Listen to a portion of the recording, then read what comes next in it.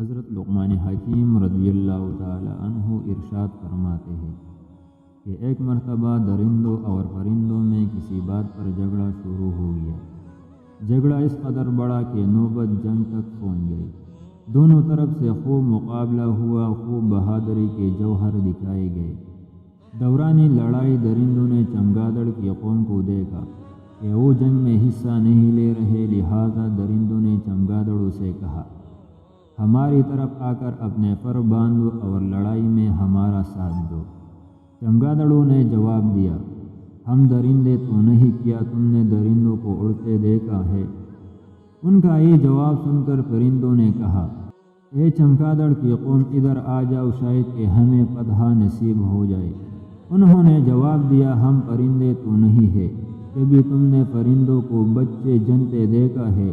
پرندے تو انڈے دیتے ہیں، البتہ ہمیں تم سے قدرتی طور پر محبت ہے، یہ دوستی ہمارے بزرگوں سے چلی آتی ہے، اس لیے ہم اس جنگ میں محض جاسوسی کا کام کریں گے اور درندوں کی تمام مخفی خبریں پرندوں کو دیتے رہیں گے۔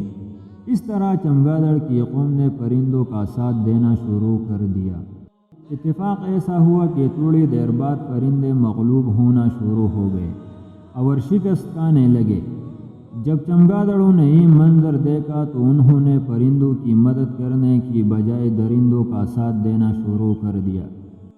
چمگادڑوں نے کہا، ابھی تحقیق سے ثابت ہوا ہے کہ ہمارا چوہوں سے نسب ملتا ہے، ہم تمہاری کلی مدد کریں گے، ہم لشکروں کو کھانے پینے کا سامان پہنچائیں گے۔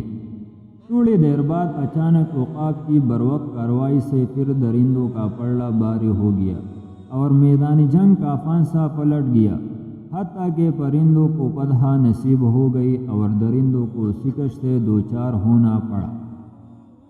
جب چمگادڑوں کو یہ منظر نظر آیا تو وہ خوفزدہ ہو گئے اور پرندوں سے ڈر کر پہاڑوں کی غاروں میں جا چھپے۔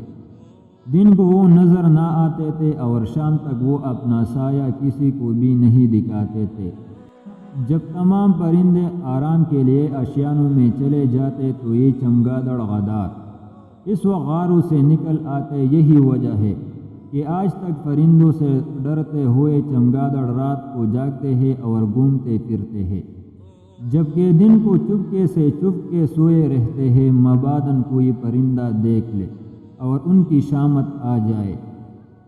اس درس سے ہمیں یہ سبق ملتا ہے، بے وفا کا کہیں ٹھکانہ نہیں ہوتا اور بے وفاؤں کو وقار بھی نصیب نہیں ہوتا۔ مطلب پرستی اور خود پرستی تعلقات کو کمزور کرتی ہے۔ دو کشتیوں کا سوار کبھی منزل پہ نہیں پہنچتا، بلکہ دریا کی لہروں کا شکار بن جاتا ہے۔